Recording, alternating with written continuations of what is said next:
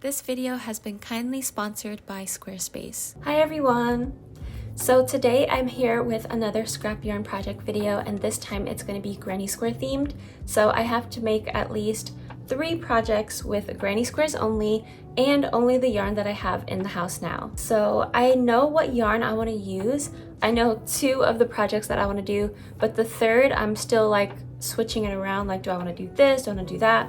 So I'm going to show you the yarn first, and then we can go design and figure all that stuff out. Alright, so here is all of the yarn that I'm thinking about using. Right here, I already kind of started working on a granny square blanket because I knew that it would take a very long time to do. I kind of went ahead and got started with just making the initial go of it, and I decided to use the skeins of yarn that I got for the fall time just because they're just sitting there and taking up so much space for how big they are. So I'm thinking if I do like a really big granny square blanket, it can get rid of all of these. This yarn here, I took out all of the green yarn that I really like, and I'm just not too sure what I want to do with it yet because all of this yarn is so pretty. Like if you look at this is very unique and gorgeous, and it will add texture to any piece, and so will this velvety yarn, and even this yarn that I got from Japan. And I kind of wish that I got more of these now that I'm thinking about it, but I wanted to do something that combines all of this yarn. I just really can't figure out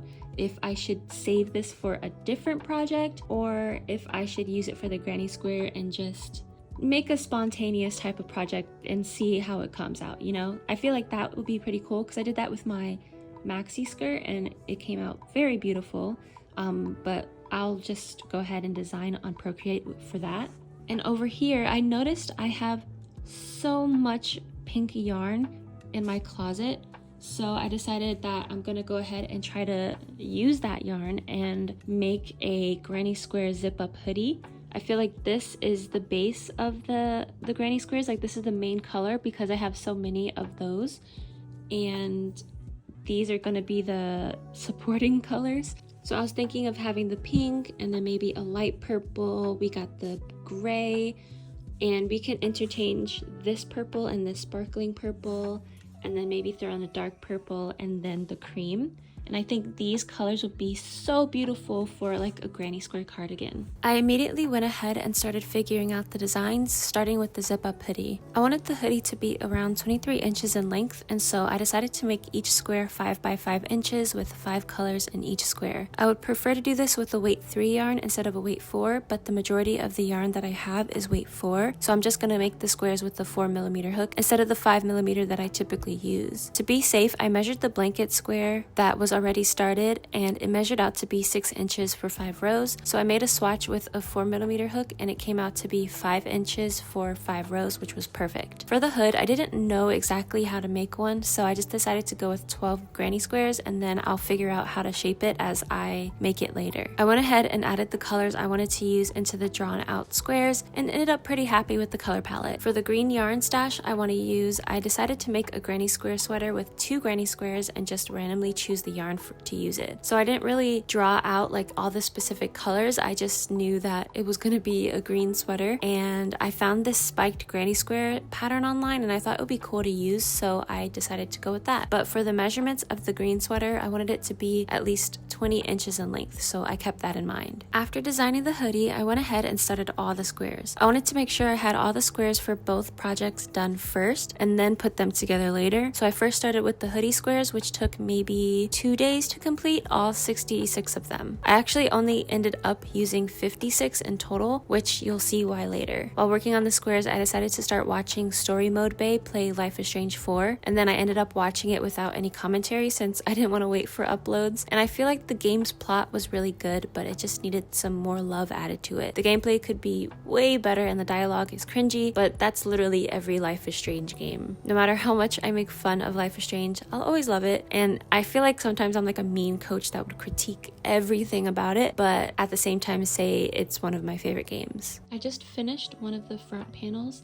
and then while I was looking at the design, I realized that a lot of the panels are just made of 8 squares. So I think what I'm gonna do is just repeat this for 5 more times for the other front panel, the back twice, and then 2 times for the arm panels. and then I'll do 6 for the hood. On day 1, I ended up finishing 28 squares, which I don't recommend doing because my hands were in a lot of pain, but I kind of spread it out, so I finished half of them one day and then the rest the next day. It is day 3, and yesterday I finished doing all of the squares.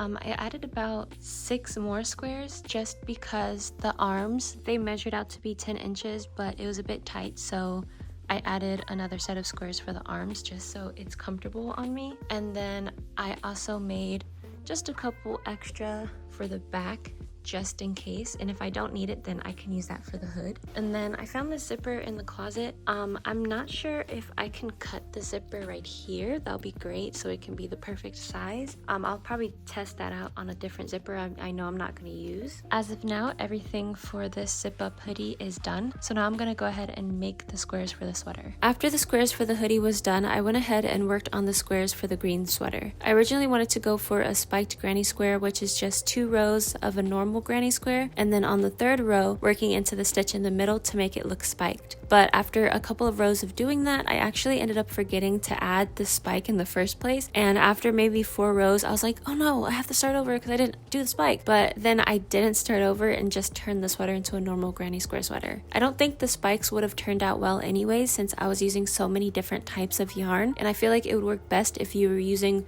the same exact yarn and keeping it consistent. I'm still working on the first panel of the sweater, but so far this is what it's looking like. At first I was really iffy about it because I just wasn't feeling the pattern too much, but now that it's developed more, I can see it as an actual sweater, and I think it's really cute and it'll work with my wardrobe.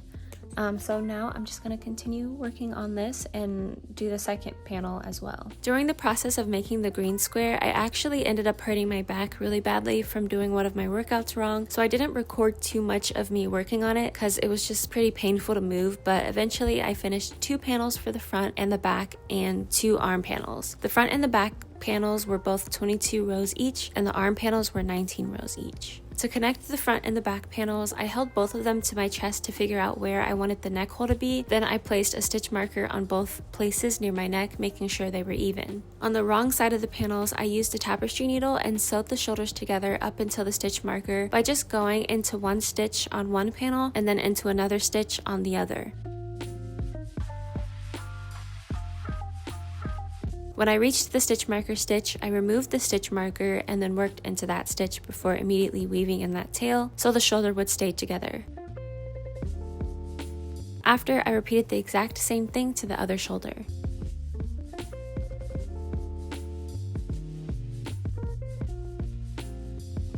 Once the shoulders were sewed together, I attached the wrong side of the arm panel to the side where the front and back panels were connected and sewed it first onto both of the front and back panels and then folded it in half to make the arm actually look like a sleeve. My horrible footage is probably not helpful in the slightest in case you wanted to make this, so I made this little diagram on how I sewed the entire sweater together. So you first want to sew the front and the back together by the shoulders, then attach the arm panel to the side of the front and back panels, making sure it's even on both sides by using a stitch marker in the middle stitch of the arm panel and connecting that to the side of the front and back panels. Then fold it in half and sew from the sleeve down to the bottom of the body of the sweater. Once the green sweater was all complete, I went straight into sewing the granny square hoodie together. I first made sure all of the squares were wrong side up so that all the ends would be on the inside of the sweater. Then I started with one of the front panels by taking the first 2 squares of each column and sewing them together by going into the square closest to me first and then into the second one.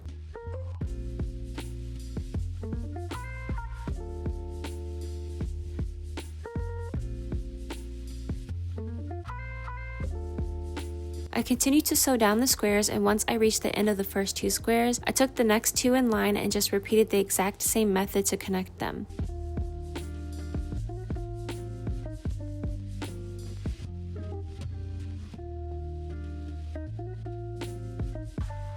Once they were connected vertically, I turned the panel a bit and sewed each row together with the same exact method as before by holding the squares together, then sewing in and out of each of them until the other side. I did this for every panel, and eventually it was time to connect the panels together. Making sure they were all wrong side up, I sewed the front panels to the back panels. I was a little worried that I would sew them together in the wrong way since the last crochet cardigan I made with squares had a whole column of squares in the middle, so what I decided to do was only connect one column of the front panels to the back panel. So I connected connected the first column normally and then continued to sew the second column onto the back panel, but only for like 2 stitches before leaving a bit of a gap for the neck area. This way I can attach the hood or a nice collar if I wanted to. For the hood, here I have a total of 12 squares, but later I take out one of the rows to make it 8 squares since I preferred a smaller hood. But either way, I first fold the hood to make sure there is 6 squares on each side, or 4 squares for the hood that I made smaller. Then all I did was turn the hood and sew the top together.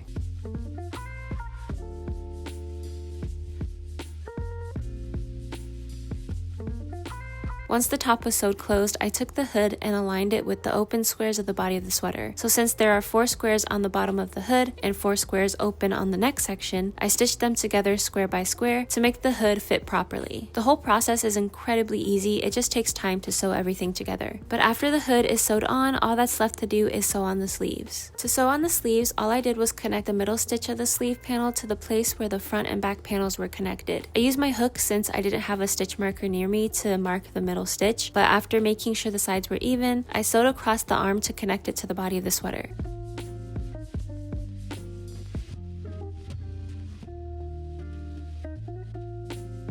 Once it was connected to the body, I sewed the arm and sides of the body closed by sewing from the side of the body all the way down to the end of the sleeve. I repeated this on both arms, then pulled the hoodie right side out so that I could attach the zipper. For the zipper section, I first created a tiny little ribbing on the sides of the front panels. To do this, I first worked the granny stitch into each of the gaps, kind of like working only a side row of a granny square, but without any of the corner chaining. I first started in the bottom corner of the front panel with a chain 2, then added 2 double crochets into that stitch.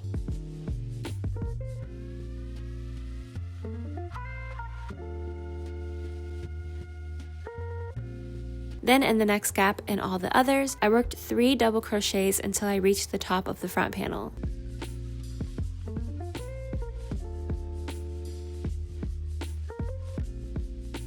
At the top, after finishing the last 3 double crochets, I chained 1 and turned my work. I then worked 1 single crochet into every stitch until the bottom of the front panel row. At the end, I chained 1, cut the yarn, and pulled to secure. Once that border section was done on both sides, I got my zipper, which was an 18-inch separating zipper from Joann's, and took my tapestry needle and poked holes into both sides of the zipper with about an inch in between them all the way up the zipper. I recommend marking the holes with a pen so you can actually see them, but poking holes into them was really easy.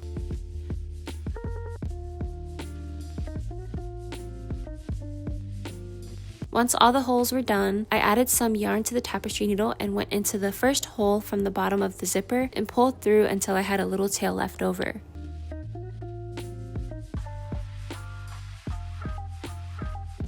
Then I went into the next hole on the same side from the top and pulled through. Doing this creates a loop that I have to work into later.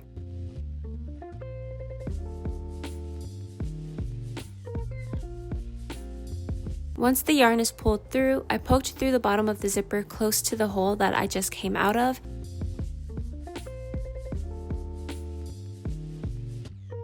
and pulled through. This brings the yarn back up to make it easier so that I can create another loop by working into the next one I just created.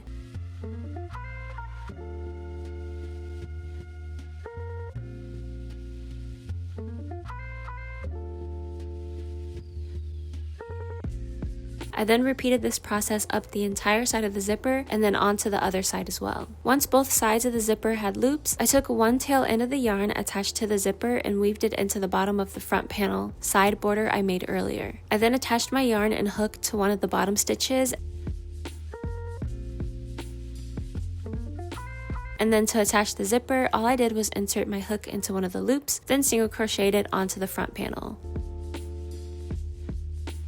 Then in the next stitch, I went into the same loop and added another single crochet. Basically, each loop got 2 stitches, but this also depends on how long your zipper is, how long your front panels are, and how many loops you added to the zipper. I did that method for a bit, which came out looking very pretty, but then if you see here, I actually ended up skipping a stitch and working into the stitch closest to the next loop. So then my new method was adding 2 stitches to each loop,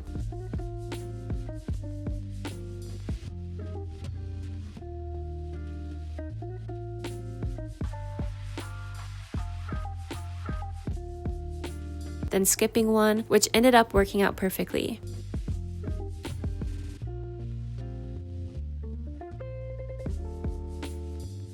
Once the entire side of the zipper was attached, to end the row, I just chained one, cut the yarn, and pulled to secure. I then repeated this on the other side. The hoodie turned out really cute, but the only thing I was a bit iffy about was the sleeves. I actually ended up taking out a column of one of the sleeves, and here's me showing the difference of having 3 columns of 4 versus 2 columns of 4. The 2 columns is more fitted and gives off a more stylish feeling to it, and the 3 columns is a more oversized, but it gives off a more relaxed and comfy feeling. I really liked both, but I preferred the fitted version, so I decided to make the other sleeve fitted as well. To finish everything off, I created a border for the bottom of the hoodie as well as the sleeves in the same way I did the front panel before the zipper. So I first attached my yarn to one of the gaps and chained 2, then worked 2 double crochets into that same gap.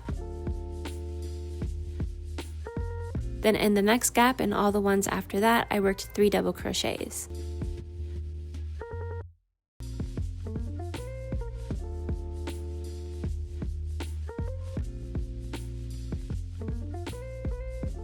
Once I reached the end, I chained 1, turned my work, and worked single crochets into each stitch I saw. I also ended up removing the hood and taking out one of the rows to make it only 8 squares instead of the 12 that was shown earlier. It made the hood look better, but honestly I think the hood is more for decoration now because it feels awkward when having it on with the 8 squares. But after fixing that, I created a chain of 200 and then weaved it into the edge of the hood to add a little drawstring to it. I probably won't even use the drawstring, but it could be for decoration purposes. After, I just weaved in my ends on both sweaters and threw them both into the washing machine, and then they were both complete. Here is the result of the granny square jacket, and I actually really love it. So I was this close to just saying, you know what, I'm not gonna make this. I don't know how to make a jacket. I don't want to spend all this time on something that I don't know if it's even gonna come out right. But of course, I was like, I can't give up. Like, I just bought the zipper. I took out all this yarn. I just made all of these squares. I can't just stop now, you know? So I just pushed through. I tried to figure it out, and voila. It's actually a 10 out of 10 for me. But yeah, I really like the jacket. I think it would be really cool to do this, but in different colors, like the basic granny squares in different colors, and then maybe doing like really cool granny squares, like maybe star granny squares or hearts, or just like switching them up and making sure that they're the same size and everything. And then with the zipper was actually incredibly easy to put on. That's the part that I was really nervous about, was the zipper and the hood. And so the zipper, like it takes no time to attach it, and I was really stressing about putting the zipper on. And like the only project I ever used a zipper on previously was on my fuzzy winter sweater vest that I made, and that wasn't even a good zipper because it wasn't the one that like detaches, I think. I don't know, I forgot what happened with it, but it was just an issue, and that's why I was like, okay, I never want to work with zippers again. So that's why I was kind of like scared to use the one for this. But it's perfectly fine. I'm gonna show you what it looks like zipped up. So this is it zipped up. It goes to like right here, like the stopper's right here, which I think is fine because anymore and it'll zip my neck up. When I did the arms with the 3 squares instead of the 2, it looked fine. It was really cute, but in my mind, I wanted a fitted granny square jacket, and so I had to take that off. And I was actually considering taking out like another set of squares from the back, but I'm glad I didn't because I feel like it just wouldn't fit at that point. But this is really cute. And of course we have to check out the hood. So the hood I had originally, I think 9 squares, and then I put it on, it was just a bit too big. So I changed this one, and it's a lot smaller. If you like a bigger hood, you can do that if you're gonna make something like this. So this is just, I think this is just 6 squares put together. And I already knew I'm not gonna really use the hood for this jacket. It's more of just like a decoration type of thing. But I'm really happy, like I know how to make a hood now. I know how to put on a zipper. I know how to make a jacket. Like we love improving our skills, you know? And this is just another one in the roster. Like, okay, if I want to make a jacket, I can do that. You guys, both projects are a 10 out of 10. Like, look how gorgeous this is. It's so cute. Let me put this down a little bit. Look how cute this is. It came out perfect. And this is another one that I was gonna give up on because I just wasn't sure how it would work with all the random yarns and stuff. But I should have taken note from my ruffle skirt where I just threw random yarns together that sometimes that makes the most beautiful pieces, you know? And this is one of them. It's not itchy or anything. It's really cozy. It's perfect for my size. And like the only thing that I don't like, but it still doesn't take out like any points from my score, is that the parts where I started the granny squares, they're pretty thick because I used a chunky yarn. And I didn't know that was gonna happen, you know? I just chose random yarns to start with. So it looks like I have little like elbow guards on or something. But besides that, it's not that big of a deal. It's still really, really cute, and I'm still gonna wear this for sure. I wonder how it would be with like a cute little button up top with like the collar out, or maybe like a turtleneck on. And just like, I want to style it in many different ways, and it's just really cute and I like it. And in the end, I'm happy that I just didn't quit and give up. Like, that's just the biggest thing here. Like, even if they didn't come out the same way, I think I should still be happy that I didn't stop. And like, I just kept going no matter what. And like, you never know when the result is actually going to be better than you expected. With that said, thank you so much for watching, and I'll see you in the next video. Bye. Before we go, I want to quickly say thank you to Squarespace for sponsoring this video. Squarespace is an all-in-one platform that allows you to create your very own website. If you want to design your own website, yet you don't know where to get started exactly, Squarespace offers a wonderful amount of templates to get you started. There's numerous amounts of categories to choose from, whether you're wanting to create a portfolio or a blog, plus you can customize them even further with their easy-to-use designing interface. If you're someone who's wanting to sell products, whether they're physical, digital, or even memberships, Squarespace has all the tools you need to get started, like their commerce tool, which allows you to track orders you've received and even offer ways to develop your shop even further. Go to squarespace.com for a free trial, and when you're ready to launch your site, go to squarespace.com/ecoshun for 10% off your first purchase of a website or domain. Thank you again to Squarespace for sponsoring this video.